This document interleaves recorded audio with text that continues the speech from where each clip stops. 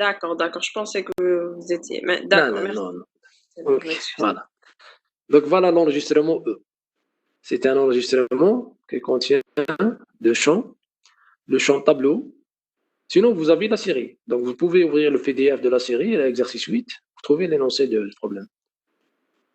Donc T, c'est un tableau contenant au maximum 100 éléments. Et le deuxième champ, c'est le nombre d'éléments, c'est n. C'est une variable entière. Alors, on vous donne une chaîne de caractères, m. Alors, comme première question, on vous demande d'écrire une action paramétrée recherchée qui retourne un enregistrement de type E, tel que le vecteur T contient les positions de la chaîne, de la sous-chaîne AB dans la chaîne M. Donc, M, c'est une chaîne de caractères contenant bien sûr des caractères. Alors, on vous donne une chaîne donc M et on vous demande de retourner un enregistrement de ce type, tel que les éléments du vecteur contiennent les positions de début, bien sûr, de la chaîne AB. Et aussi, donc, on retourne le nombre d'éléments N.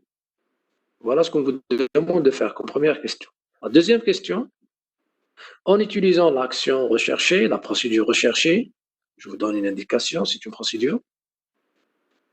Donc ici, on va utiliser rechercher pour supprimer toutes les positions, plutôt toutes les occurrences de la chaîne AB. Donc toujours en donnant une chaîne M. En entrée et en sortie, on va récupérer la même chaîne M sans les occurrences, bien sans les sous-chaînes AB. Donc on peut avoir plusieurs. Est-ce que le problème est clair? Donc voilà l'exemple pour mieux comprendre. Étant donné la chaîne 1, elle contient combien d'occurrences de la sous-chaîne AB? Vous avez 1, 2, 3 et 4. Donc la chaîne M contient 4 occurrences de la sous-chaîne AB. D'accord? Donc comme résultat, les 4 positions. Donc la première occurrence se trouve à la position donc 1, 2, 3.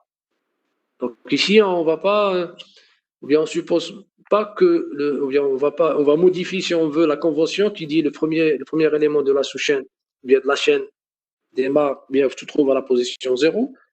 Ici, nous avons suivi notre logique. Donc ici, on ne va pas retourner la position, exactement la position, mais on va retourner la position plus 1. Ou bien l'ordre, si on veut, l'ordre de ce caractère dans la chaîne. Alors ici, nous avons la sous-chaîne AB, la première, se trouve à la position 1, 2, 3. Pour cela, nous avons mis 3 ici. La deuxième sous-chaîne, la deuxième occurrence ici, elle se trouve à la position 1, 2, 3, 4, 5 et 6. Et 6, d'accord? La troisième se trouve à la position 1, 2, 3, 4, 5, 6, 7 et 8. La troisième occurrence se trouve, bien démarre de la position 8. Maintenant, la dernière se trouve à la position, bien démarre de la position 12. Et ici, nous avons 4 éléments, 4 occurrences. Est-ce que la question est que le problème est clair? Alors, pour la deuxième question, on vous demande la suppression de toutes les occurrences AB. AB. Nous allons supprimer 4 occurrences, 4 sous-chaînes. Alors, le résultat final, ce sera la chaîne M qui contient uniquement F, AA, R, S. Je vous demande de tester, de vérifier, donc, comment peut-on obtenir ça? Certes, que la première chose qu'on va faire, c'est la suppression de la sous-chaîne AB ici. Puis, on va coller F, A, B, etc. Puis, on supprime la deuxième sous-chaîne AB. On trouve F, A, puis A, et A, B, A, B, puis A, B, AA, B, R, S. Puis, on supprime la dernière occurrence, plutôt la troisième.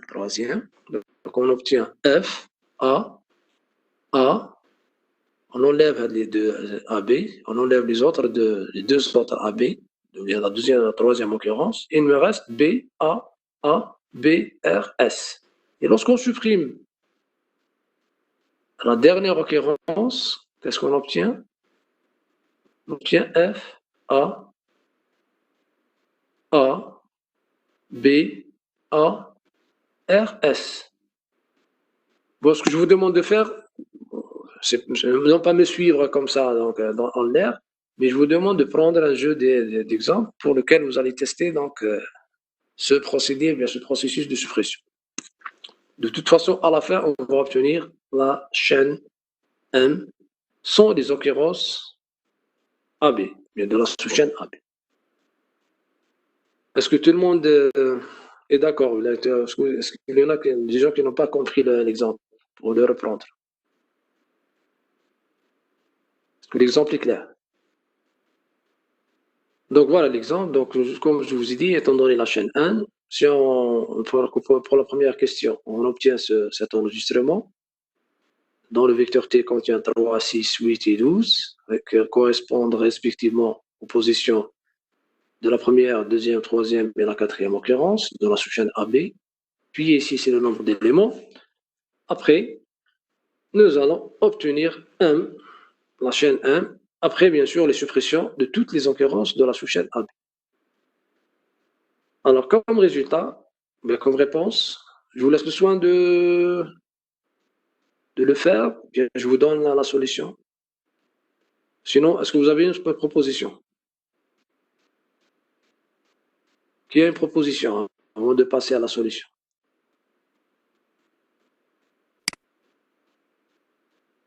Avez-vous une proposition? Je suis à votre écoute. Monsieur, Oui, Kadem, allez-y. t'as la suppression ou t'as l'oula? La première d'abord. Première question. Première. D'abord la recherche des positions. Monsieur Madloul, نديرو le n نديرو 0. N représente quoi? C'est le nombre d'éléments. Oui. E point. نديرو une boucle pour. D'accord. Pourriez-vous me donner la solution de façon intuitive, en langage naturel? Ah, ok. مش ندوزو على كاع ندوزو على كاع la chaîne تقول un par un. كي نلقاو l'élément A نفيريفيو l'élément اللي موراه تما اسكو هو B. إذا هو B نديرو E point T تاع EN نديرو I ou EN نديروها EN reçoit EN plus 1. On incrémente le nombre d'éléments. Et après on incrémente un I. I, pourquoi on incrémente? Puisque حنا عندنا فتحنا la chaîne. Qu'est-ce que vous utilisez comme boucle? كيما هنا par exemple عندنا F A A B. هنا كيكون في la troisième. Il est dans 3. Oui. عندنا A. حنا on vérifie اللي موراها B. تما حنا كي نفيريفيو تايت موراها لازم نشوفوا ديريكت تاع I تيغال 5. D'accord. Ça veut dire? سي بون عبالنا بلي I تيغال 4 ما حاش تكون A تكون B. ما تكون B, certes. Voilà. Oui. Je suis d'accord. Donc là, on peut utiliser la boucle. Bon, la boucle pour, c'est bon. On peut utiliser la boucle pour, mais la boucle tant que c'est une amélioration de la solution. Oui, d'accord. Est-ce que vous êtes d'accord? On utilise la boucle tant que. Non, normalement, on utilise pour, la boucle pour, parce qu'on connaît le nombre d'itérations. On va aller jusqu'à est-ce qu'on va atteindre le dernier indice, bien le dernier élément, bien on va s'arrêter à l'avant-dernier élément. Monsieur, la longueur, moins 2. Moins 2. Ça veut dire qu'on va s'arrêter à l'avant-dernier élément. Oui. Oui, pourquoi? Parce que, étant donné le dernier élément, on est sûr de ne pas trouver la sous-chaîne AB, parce que nous avons un seul caractère. C'est pour cela qu'on va s'arrêter à l'avant-dernier élément. Donc, il faut qu'il y ait au moins 2 éléments pour pouvoir vérifier est-ce qu'il s'agit de la sous-chaîne AB. Oui, je suis d'accord. Donc, on parcourt, puis on vérifie. nous avons le ième caractère, c'est A, on vérifie est-ce que son suivant est B. Si c'est le cas, on sauvegarde l'indice et on incrémente le nombre d'éléments, tout simplement. Voilà ce que je vous demande, Academ, c'est en langage naturel. Ok, voilà la déclaration. Donc, vous avez l'enregistrement E, qui est un enregistrement contenant deux champs. T, c'est un tableau de son entier, et N, il est de type entier, c'est le nombre d'éléments. D'accord? Après, voilà la déclaration. Maintenant, pour la procédure supprimée, donc c'est d'abord la procédure recherchée. Là, j'ai inversé, je vais passer directement à la deuxième. Rechercher. Alors, pour la recherche, donc on aura en entrée la chaîne 1 et on récupère comme résultat un enregistrement résultat de type E. De type E, ça veut dire qu'il contient deux champs, le champ tableau et le champ nombre d'éléments. Puis, comme variable intermédiaire, certes, on va utiliser I, etc. On peut le déclarer par la suite. Alors, le premier test à faire, bon, c'est des vérifications à faire avant de traiter le cas général. Alors ici, nous avons un tableau qui contient combien d'éléments maximum? Nous avons 100 éléments max. Alors, qu'est-ce qu'on peut avoir comme contrainte sur la longueur ici? Alors, je vous ai donné 200. Tu peux me dire pourquoi?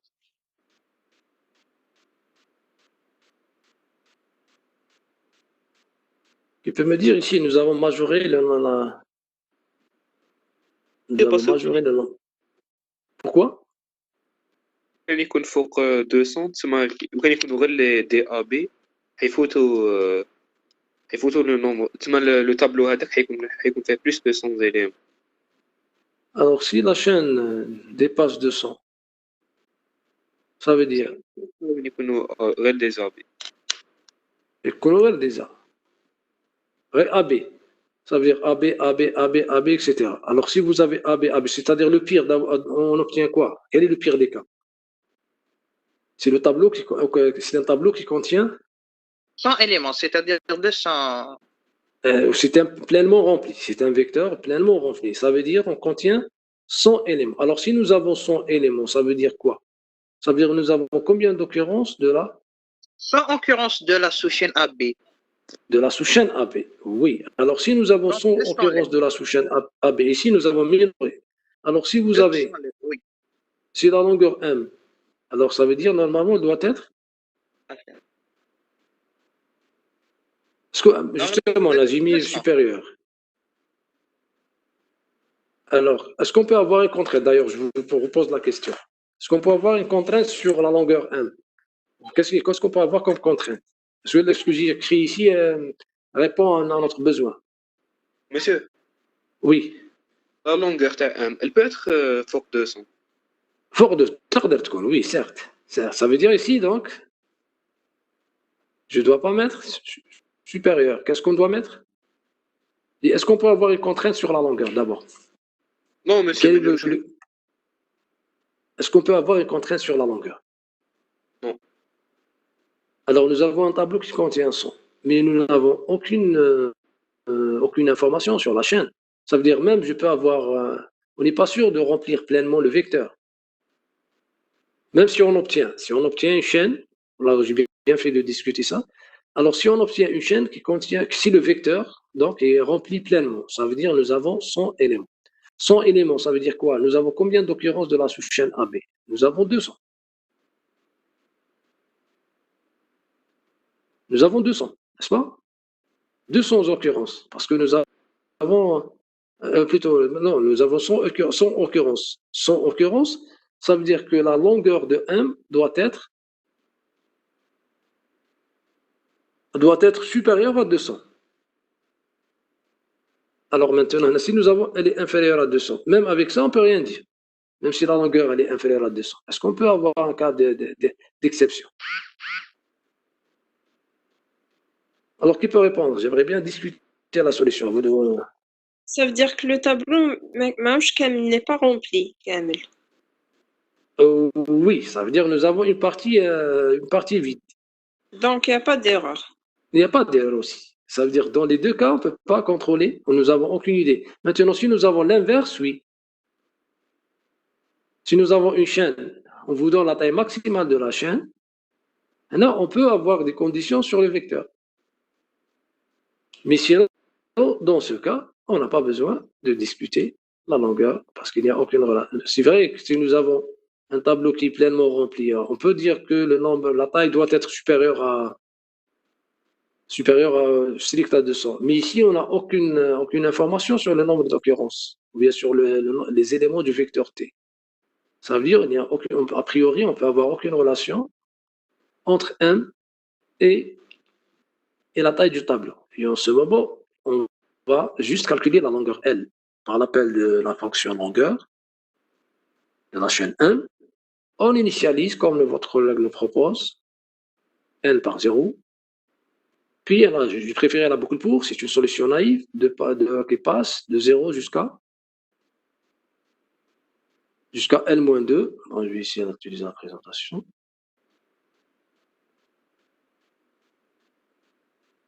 Bon, j'ai dit pourquoi de 0 à L-2 pour avoir à la fin au moins 2 caractères. 2 caractères ici. Donc, on va vérifier est-ce que le ième élément c'est A et son suivant est B. Donc, nous avons une occurrence de la sous-chaîne AB. Alors, qu'est-ce qu'on fait? On va calculer résultat fois T, résultat de N reçoit I. Parce que c'est clair. Donc, on revient à cette expression. Nous avons résultat point N, c'est le champ N. T, donc c'est le vecteur, ça veut dire ici, c'est le ième élément de T. De l'enregistrement résultat, on lui affecte I. I représente le début, c'est le caractère dont on stocke le caractère A. Puis nous avons résultat de N reçoit résultat de 1 plus 1, là pour incrémenter l'indice. Le nombre d'éléments ainsi que l'indice que nous allons utiliser ici. Puis, fin ci. Et la fin de la boucle pour. C'est une solution naïve qui utilise la boucle pour. Et fin ci. Et fin de la procédure. Est-ce que la réponse est claire? Cette solution est claire et répond à notre besoin. Est-ce que tout le monde est d'accord avant de passer à l'amélioration de cette solution? Vous êtes tous d'accord? Monsieur, Oui. est-ce que vous pouvez me réexpliquer pourquoi on a supprimé l'instruction la condition contrôle du nombre des caractères de la chaîne? Oui. Alors, c'est vrai, nous avons dit que le tableau peut contenir au maximum combien d'éléments? 100 éléments. D'accord. Alors, si nous avons 100 éléments, ça veut dire quoi? Ça veut dire au maximum, on peut stocker combien d'éléments? 100 occurrences de la sous-chaîne AB. Oui, mais est-ce qu'on peut avoir une contrainte sur la chaîne M?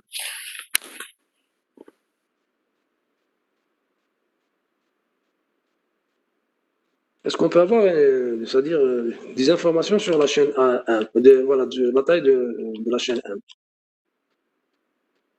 Pourquoi? Parce qu'on n'a pas suffisamment d'informations sur le nombre d'occurrences stockées. C'est-à-dire qu'il faut que le nombre d'occurrences, il ne faut pas qu'il dépasse 200. Le nombre d'occurrences. Il ne faut pas qu'il dépasse 100, pardon. Le nombre d'occurrences. Je suis d'accord. Le nombre d'occurrences qui ne doit pas dépasser 100. Mais la taille. Est-ce qu'on a une condition sur la taille? Non, il n'y a pas. Il n'y a aucune, voilà, on n'a aucune condition sur la taille de la chaîne 1. Je peux avoir une chaîne qui contient 1000, oui. Justement, si on avait par exemple 1000 caractères, mais on a juste une seule occurrence de AB, de la sous-chaîne AB, on peut la prendre tout simplement. On peut la prendre, voilà, il n'y a aucun problème sur la taille. Voilà. Même aussi, donc, même, c'est-à-dire aussi qu'on ne va pas utiliser le vecteur pleinement. Ça veut dire même si on le déclare de taille maximale est égal à 100. Mais ça ne veut pas dire qu'on va l'exploiter pleinement. On peut exploiter uniquement un sous-vecteur du vecteur T. Uniquement les deux, par exemple, première position. Et en ce moment, on peut avoir une chaîne qui contient dans la taille supérieure ou égale à 4 uniquement. Parce que nous avons deux occurrences de AB. Ça veut dire avec la déclaration uniquement du vecteur T, on ne peut pas avoir des restrictions sur la longueur de la chaîne. Le seul moyen, c'est de parcourir. On peut, oui, peut-être. Oui, vous m'avez donné une idée très, c'est-à-dire rappeler une chose très importante. Ici, qu'est-ce qu'on est en train d'incrémenter? On est en train d'affecter au vecteur T. Alors, c'est vrai ici qu'on n'a aucune contrainte, aucune condition sur la chaîne, sur la longueur de la chaîne 1, mais on peut aussi vérifier le nombre d'occurrences trouvées. N ici représente quoi? Le nombre? Oui, N représente le nombre d'occurrences trouvées. C'est le nombre d'éléments du vecteur T. Alors ici, on peut, dans cette boucle, au lieu d'utiliser la boucle pour, on va utiliser deux conditions. C'est de parcourir la chaîne M et de ne pas déborder dans le vecteur T. Et comme ça, donc, on peut contrôler, on peut avoir une relation entre la longueur de la chaîne, plutôt entre le nombre d'occurrences et le vecteur T. C'est-à-dire que le nombre d'occurrences, c'est-à-dire en parcourant la chaîne, il faut pas que le nombre d'occurrences dépasse N. Dépasse 100. C'est dépassé. Ne doit pas dépasser 100, parce que le nombre maximum d'occurrences qu'on peut stocker dans le vecteur T est 100. Est-ce que c'est clair, Brother? Oui, monsieur, c'est clair. Merci. Très bonne remarque. Je vous remercie. Oui, vous m'avez rappelé un point très important. Voilà, ça veut dire ici, on va ajouter une autre condition et résultat. Quoi? Résultat pour N strict inférieur ou égal à 100. Voilà, tout à fait. Inférieur. Strict à 101 ou l'inférieur. Et en ce moment, on va basculer vers la boucle.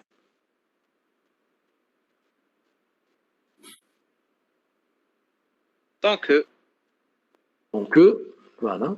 Et on va améliorer aussi le saut, le passage vers l'élément suivant. Monsieur. Ici, on va pas. Oui, Zerjoubi.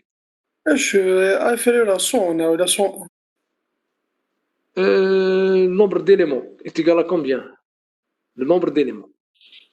Mais il doit être inférieur à 100, monsieur, à 101. Mais égal 100, le 100 ne pose pas de problème. Égal à 100. On va rentrer quand même et on va le traiter. Et lorsqu'on incrémente, on va passer à 101, on va sortir.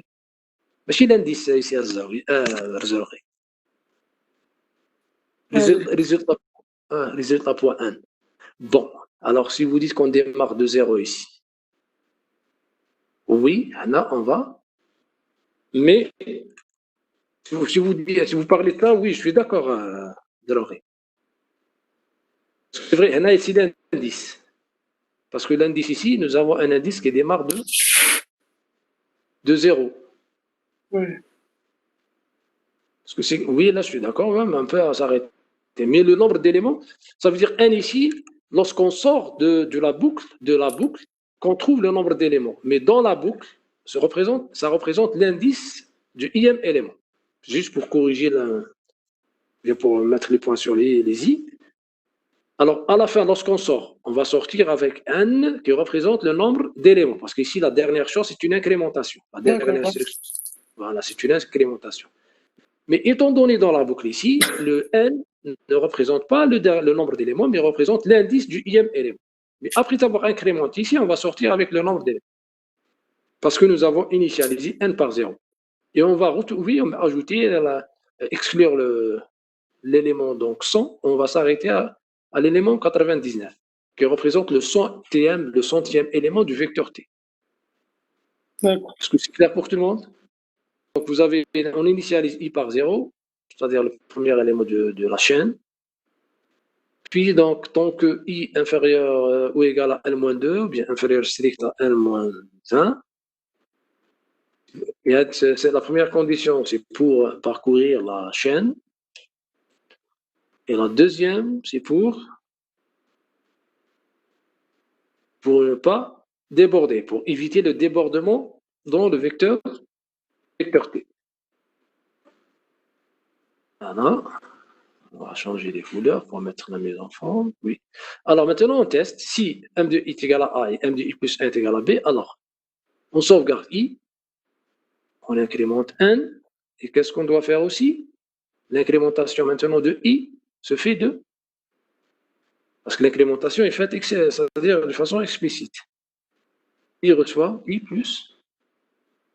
Combien? Combien? Plus 2. Ce que nous avons trouvé une occurrence, parce qu'on est sûr que le suivant, ça ne sera pas A, c'est un B. Donc pourquoi le vérifier? Donc on passe directement à l'occurrence suivante. On a bien l'occurrence candidate suivante, donc en ce moment on incrémente. I reçoit I plus 2. D'accord? Oui. Et sinon? Oui. S'il vous plaît, est-ce que vous pouvez me réexpliquer la relation entre N, il n'est pas nombre, ce que vous disiez il y a quelques il y a tout à l'heure de N nombre d'éléments. Vous parlez du nombre d'éléments. Vous parlez du nombre d'éléments N. Vous disiez que N n'était plus le nombre d'éléments du vecteur. Oui. J'ai dit, étant donné dans la boucle, N, par exemple. N, est-ce qu'on peut dire que N représente le nombre d'éléments du vecteur? Non, il représente l'indice de l'élément. Mais lorsqu'on sort de la boucle, on aura une dernière instruction c'est une incrémentation. Puisqu'il s'agit d'une incrémentation, ça veut dire qu'on va sortir avec N qui représente le nombre d'éléments. Donc la dernière valeur de N, c'est le nombre d'éléments. Tout à fait. Mais après avoir incrémenté N. Oui, bien sûr. Voilà, après l'avoir incrémenté, tout à fait. La toute dernière valeur de N, oui. C'est-à-dire la valeur... La dernière valeur de N représente le nombre d'éléments du vecteur T. Oui, monsieur. Alors que N, dans la boucle, c'est-à-dire N, de façon générale, il représente l'indice de l'élément qui démarre de 0 et qui se termine, si bien on sort avec le nombre d'éléments qui est N. Parce que la dernière instruction, c'est une incrémentation ici. Voilà. OK? Alors, revenons donc à cette instruction. Donc, si M de I est égal à A et M de I plus 1 est égal à B, ça veut dire que c'est une occurrence. Donc, on sauvegarde sur l'indice. On sauvegarde l'indice. Maintenant, pour l'indice, est-ce qu'on sauvegarde I ou bien on sauvegarde I plus 1? Revenons à l'exemple. Est-ce qu'on sauvegarde? On sauvegarde I. I ou bien I plus 1? Vous avez l'exemple. I. On sauvegarde I. Non, donnons l'exemple. I est égal à 0 pour F. Pour A est égal à 1. Maintenant, pour deuxième A, est égal à combien? Est égal à 2. Par contre, nous avons stocké combien? Quelle est la valeur que nous avons stockée ici? La valeur 3. C'est 3. Donc, c'est différent de I. Alors, si la M de I est égale à A, alors on va stocker dans le résultat de T, on va stocker I plus 1, non pas I. Car à la valeur, car à l'indice I plus 1, la sous-chaîne en entier est apparue.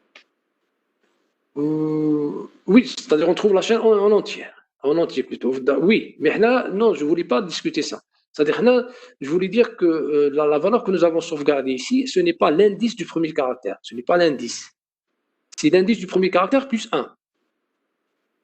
Parce que F se trouve à la position 0.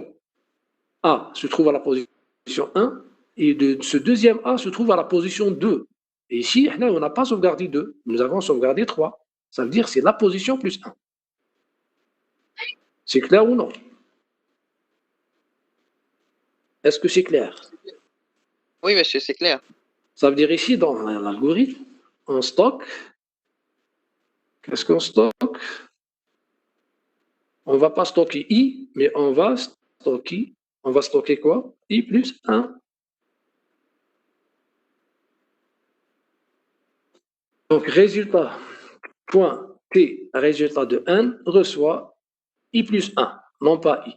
Puis on incrémente I. Et on passe à 2. Bon, on ne va pas incrémenter, mais on va sauter quand même le caractère B. On va aller directement au troisième caractère.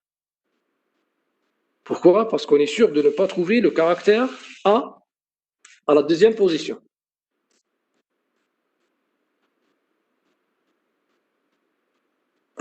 Oui ou non? Alors sinon, qu'est-ce qu'on fait? Bien sûr, si on trouve une occurrence, on va incrémenter 1, chose qui reste toujours valable ici. Alors, dans le sinon, qu'est-ce qu'on peut ajouter? On ajoute ici. Alors ici, c'est le cas de F. C'est le cas ici de F, de la sous-chaîne non. Si on trouve F, donc F est différent de A. Alors qu'est-ce que nous avons fait? Nous avons juste incrémenté I. Ça veut dire ici, sinon, il suffit juste de mettre I plus 1.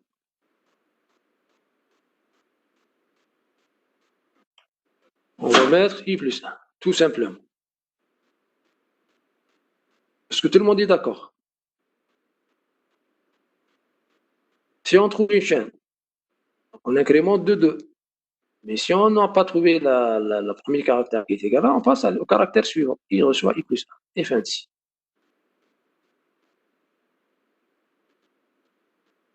Oui ou non? Oui, est-ce que vous êtes d'accord ou non? Alors, oui. Puisque si vous avez compris, on passe à l'étape suivante. Alors je reprends. Donc le principe, c'est de parcourir la chaîne avec l'indice I et de vérifier de ne pas, c'est-à-dire on a toujours un élément dans le vecteur T, c'est-à-dire pour éviter le débordement. Si le IM caractère est A et son suivant est B, nous avons trouvé une occurrence, on va stocker son indice, ce n'est pas son indice, son indice plus 1 dans N, et on passe au troisième élément. Et bien sûr, on incrémente N, parce que nous avons stocké, nous avons consommé un élément du vecteur donc, T.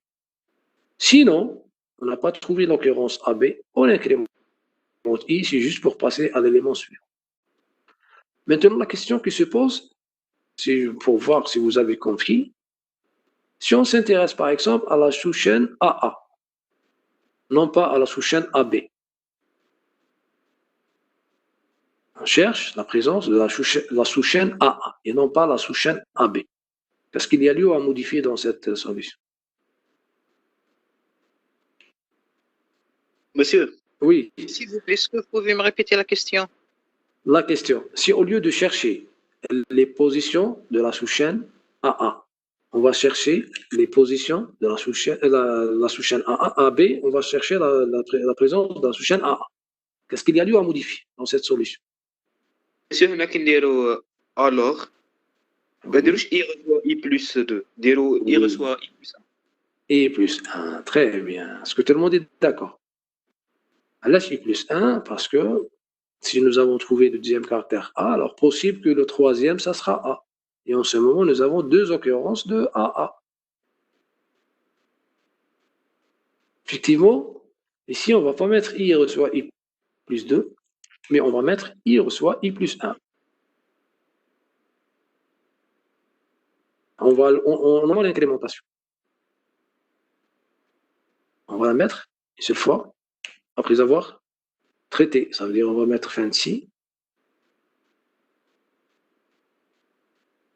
On incrémente une seule fois et I comme ça. Non. On va la mettre après fin de ci. D'accord? Donc, on va mettre AA. Donc, si le IM est A et son suivant est A, c'est une occurrence. On va sauvegarder son indice. Puis on incrémente le nombre d'éléments sans rien faire. Maintenant, dans le cas contraire, si on trouve que le IM est différent de A, qu'est-ce qu'on fait? Il suffit juste d'incrémenter sans rien faire. Même si on trouve qu'une occurrence, il suffit toujours d'incrémenter. Et en ce moment, l'incrémentation, elle est indépendante de l'instruction ci. On va la mettre après. Voilà, c'était une remarque que je voulais faire sur cet exercice, sur cette partie de l'exercice, la première partie. Monsieur. Oui. Monsieur. Oui. Je n'ai pas très bien compris ce cas-là, le cas de l'incrémentation des indices. Vous avez compris la question d'abord. Si qu'est-ce qu'on s'intéresse? À la sous-chaîne AA, non pas à AB. Ça. Oui, monsieur. Oui. Alors, revenons à l'exemple. L'exemple, donc ici, la sous-chaîne AA, nous avons combien d'occurrences de la sous-chaîne AA? Nous avons 1, 2 et 3. Vous êtes d'accord? Oui, monsieur. 1, 2 et 3. Alors si j'ajoute un A ici, nous avons combien d'occurrences de la sous-chaîne AA? 1, 2, 3, 4.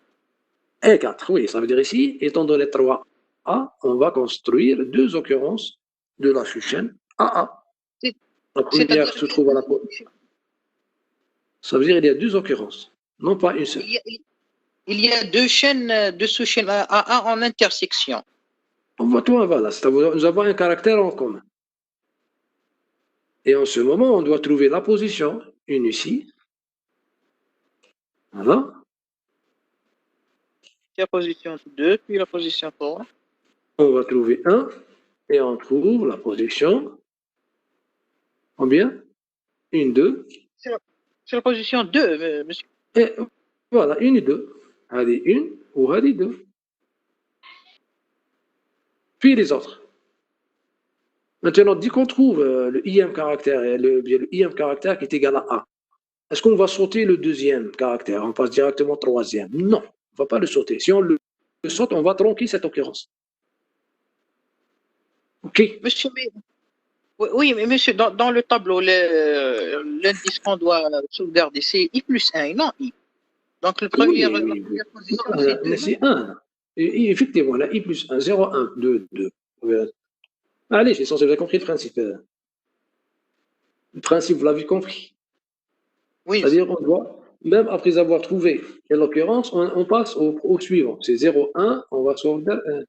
C'est 2. Là, c'est 3. Ça veut dire 2 et 3. Mais suivons l'exemple de tout à l'heure. Donc, A se trouve à la position, bien, c'est le deuxième caractère de la chaîne, où la deuxième sous-chaîne se trouve à partir du troisième caractère de la chaîne. Et en ce moment, qu'est-ce qu'on doit faire?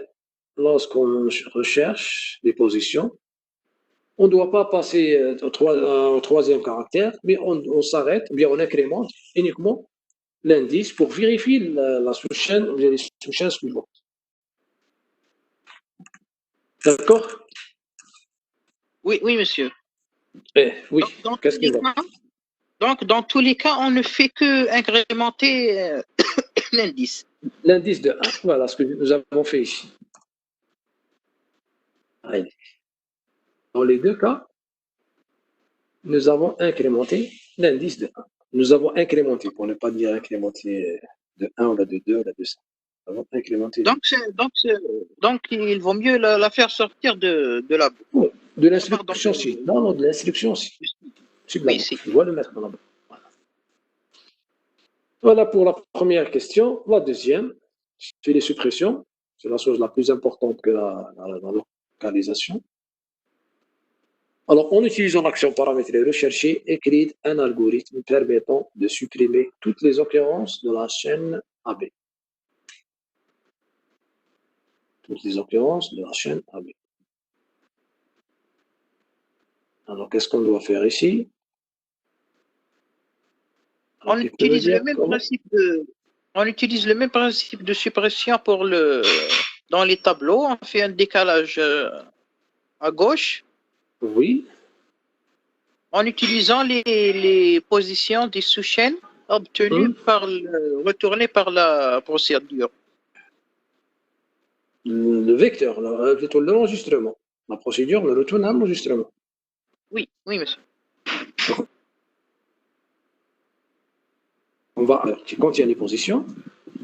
Et pour chaque position, on effectue un décalage à gauche. Mais faites attention, nous avons déjà parlé de la suppression dans les chaînes de caractères. Pour le décalage, c'est difficile à implémenter. Pourquoi? Parce qu'on ne peut pas gérer le dernier caractère, la marque de fin. Comment la décaler? Et pour supprimer, je vous ai donné une solution en utilisant des chaînes tampons, des chaînes intermédiaires, comme le cas des fichiers. Donc, si vous avez à supprimer donc, un caractère d'une chaîne, il suffit, bien, il faut utiliser une chaîne intermédiaire, au lieu d'effectuer des décalages à gauche. Donc, en ce moment, qu'est-ce qu'on fait? Donc, on doit parcourir, revenons au cas tout à l'heure. Ici, nous avons, on a de A, non. Donc, ici, nous avons 2, on va citer 1, 2, non, 1, 2, 3, avec 4, 5, 6.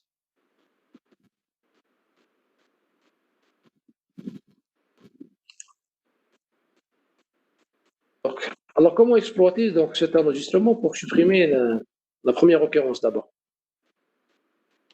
Alors, le principe, c'est de parcourir la chaîne 1. Et à chaque fois, on vérifie est-ce que le IM, c'est-à-dire l'indice du IM élément, est-ce que l'indice se trouve dans le vecteur T. Si l'indice, bien sûr, avec un arrangement, si l'indice plus 1, l'indice moins 1. Donc ici, l'indice plus 1 parce que le parcours se fait à partir de la position 0. Alors, on vérifie est-ce que le IM, bien l'indice du IM élément, plus 1, est-ce qu'il est dans le vecteur T, de l'enregistrement résultat. S'il est dans T, ça veut dire que cet élément doit être supprimé de la chaîne 1. C'est le premier élément de la sous-chaîne AB. Alors, en ce moment, on va supprimer le IM et son suivant. On va supprimer cet élément, puis son suivant de la chaîne 1. Ça veut dire, qu'est-ce qu'on fait?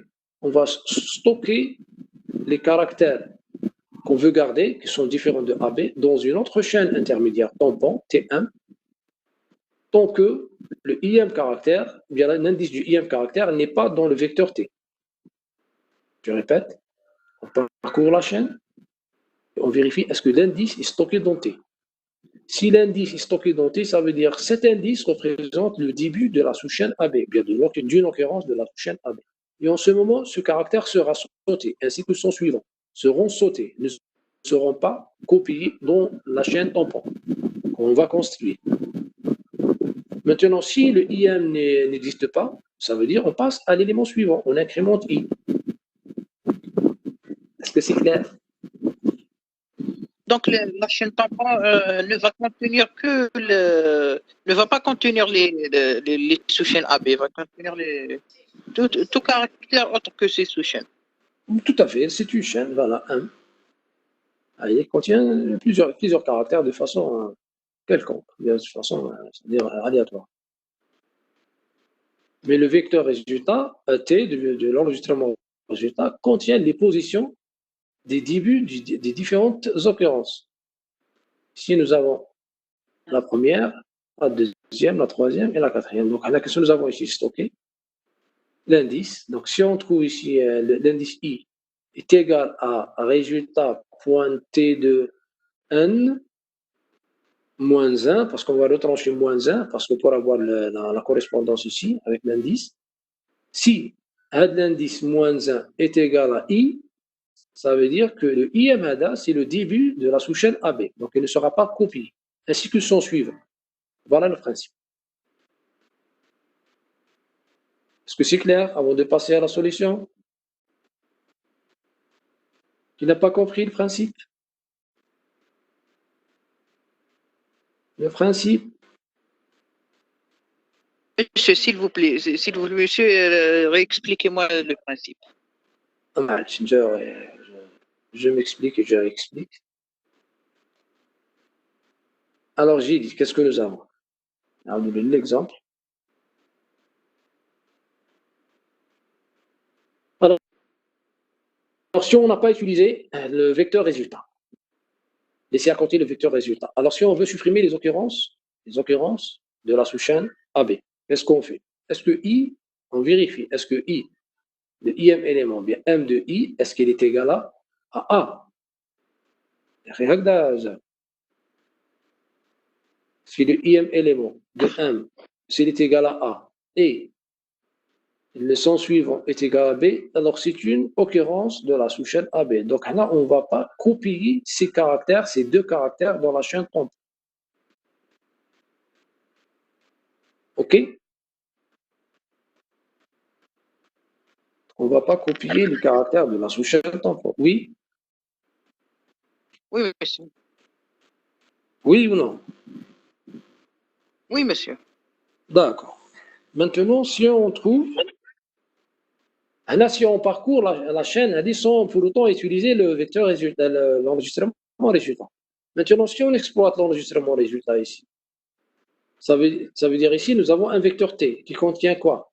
Il contient des indices. Alors, quelle est la relation entre la présence de l'occurrence ici, bien la position de l'occurrence, et l'élément, le IM élément du vecteur? Alors, au lieu de tester, est-ce que le M de I est égal à A? Il suffit juste de tester, est-ce que I est égal au premier élément du vecteur T? Est-ce que I est égal à combien pour la première occurrence? Normalement, I est égal à combien, les hommes? 0, 1 et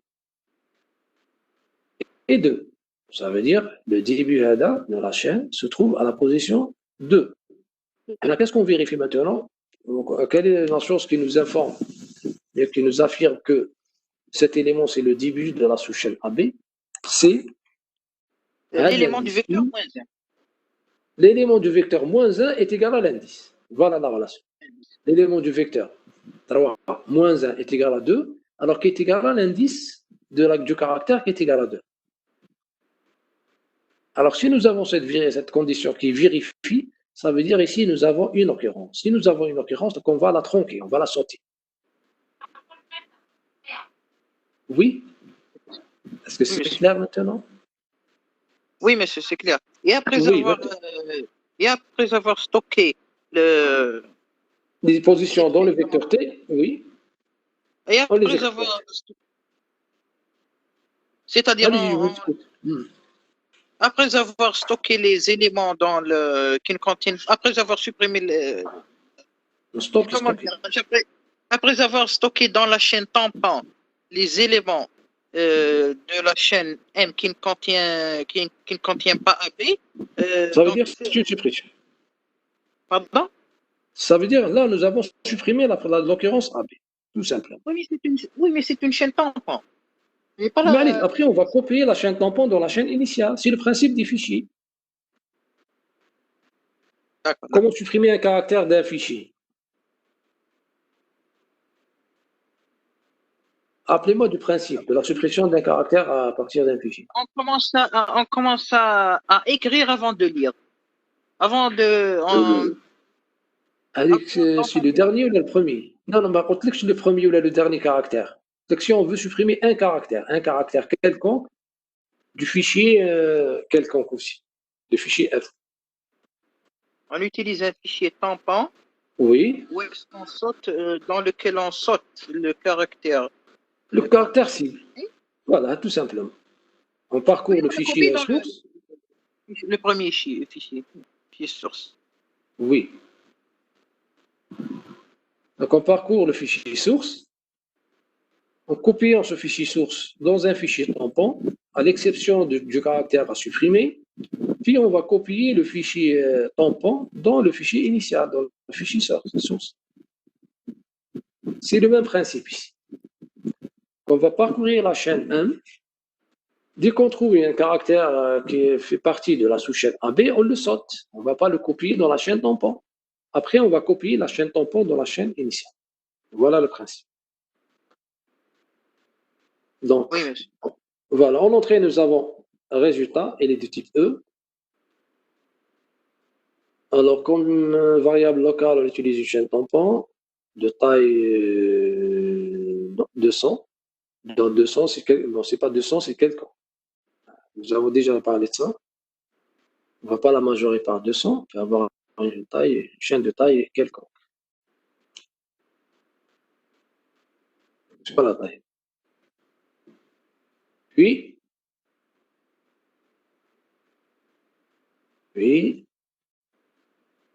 on initialise J par 0. J, c'est pour parcourir le vecteur T. Et I pour parcourir la chaîne 1. Donc, avec résultat, faire. Alors, tant que là, c'est le parcours de la chaîne 1. Alors, tant que I inférieur à la longueur de 1, faire si T de J moins 1, tout à l'heure c'était 3 moins 2, moins 1 qui est égal à 2, T de J moins 1 égale à I.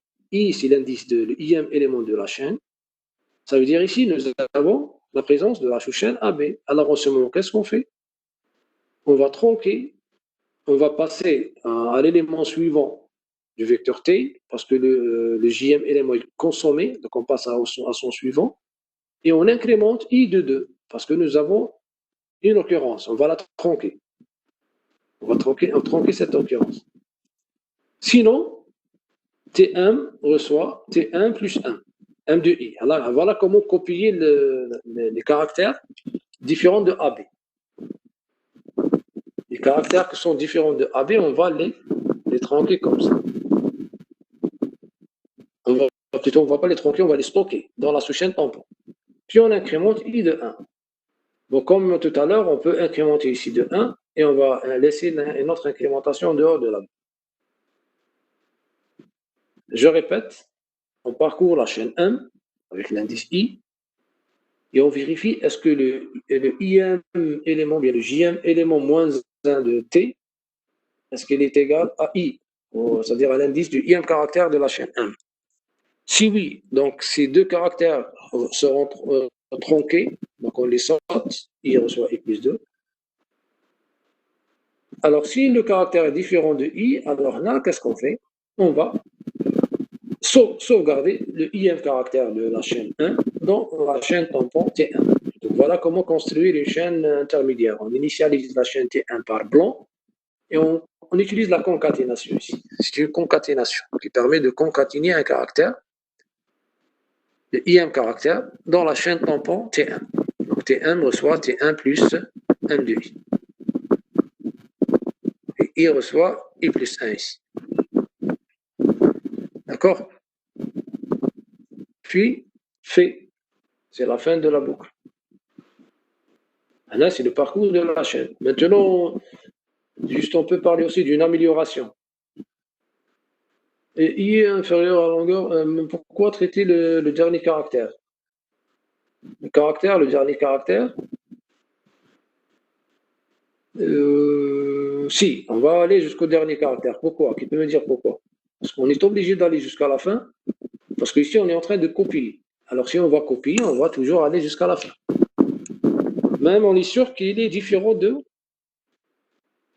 la sous-chaîne AB. Il est différent, parce qu'on ne peut pas trouver une chaîne AB étant donné un seul caractère. Il peut être différent de la sous-chaîne AB, donc il faut qu'on aille jusqu'à la fin de la chaîne. Jusqu'au dernier, parce qu'on est en train de copier ici. Non pas vérifier. De copier, ça veut dire même le dernier différent, mais quand même on va le traiter, on va le copier dans la chaîne tampon T1. Donc voilà le principe. Puis on réinitialise la chaîne 1 par un vide, par une chaîne vide. C'est comme l'initialisation d'une chaîne par 0, d'un compteur plutôt par 0. C'est le même principe ici. On peut initialiser une chaîne par un vide. Puis, qu'est-ce qu'on doit faire? Parce que l'objectif, c'est d'avoir la chaîne M, la chaîne 1, sans les occurrences supprimées. Alors, on est obligé de revenir à la chaîne M, c'est-à-dire on doit copier Tm dans 1. On va copier la chaîne Tm dans 1.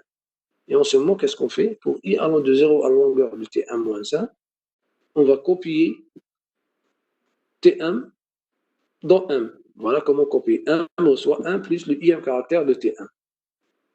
Fait et fait. C'est pour copier. Parce qu'à la fin, on veut sortir avec une chaîne M modifiée. Puis ici, donc, on réinitialise la chaîne T1 par un blanc, par un VT. Et la fin de la procédure supprimée. Est-ce que c'est clair? Juste une remarque ici, on n'a pas mis dans la tête, bien dans la signature de la procédure, on n'a pas mis le paramètre M. Alors M ici ne figure nulle part, bien ce n'est pas un paramètre, ni une variable locale, ni un paramètre d'entrée-sortie. Pourquoi? Parce que j'ai opté pour la solution qui considère M comme étant une variable globale qu'on va modifier dans l'algorithme principal. Comme on peut aussi mettre la chaîne M ici dans les paramètres de la procédure en considérant M comme étant un paramètre d'entrée-sortie. Entrée-sortie, M de type chaîne. Et en ce moment, on va l'utiliser ici, on va la modifier et la remettre à l'algorithme appelant. Chose à retenir, ici, nous avons considéré que la chaîne M est une variable globale. Une variable globale, modifiée par cette procédure. Est-ce que c'est clair pour tout le monde? Est-ce que c'est clair? Donc la chaîne M est une variable globale. Alors l'algorithme maintenant, l'algorithme, allez sur la recherche, en venant à l'algorithme, voilà, algorithme de suppression. Alors, comment utiliser la procédure recherchée et la procédure supprimée pour supprimer toutes les occurrences? Alors, le principe est de trouver d'abord la première, les premières occurrences. Bon, on doit introduire ici M, la chaîne M, sans aucune condition, ni sur la taille, ni sur le contenu, ni rien du tout. Après, on va effectuer une première recherche, c'est l'appel de la procédure recherchée. Nous tournons en entrée la chaîne M et en résultat, on récupère l'enregistrement résultat qui contient les positions de la sous-chaîne AB dans M, puis plus le nombre d'éléments. Et ici, on va parcourir, donc résultat.1 différent de 0, faire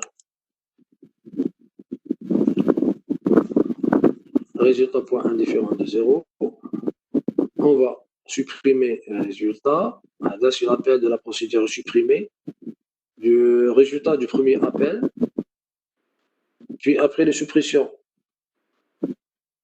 on doit appeler une nouvelle fois rechercher M avec comme paramètre de sortie résultat, c'est le même appel ici, que nous avons effectué en dehors de la boucle et dans la boucle.